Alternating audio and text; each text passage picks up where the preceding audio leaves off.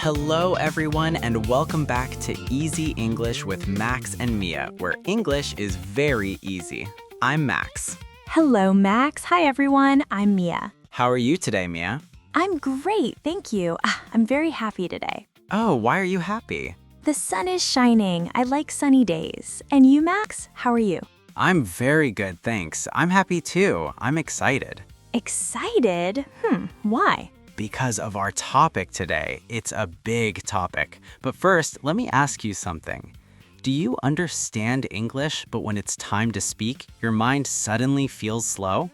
Oh, yes. I think many learners know that feeling. You know some words, but first you think in your own language, then you translate, and only after that you speak. Exactly. And that is why today's topic is so important. Today we are talking about how to train your brain to speak in English. Wow, that is a big topic. Train my brain. Yes, train your brain, like exercise for your brain.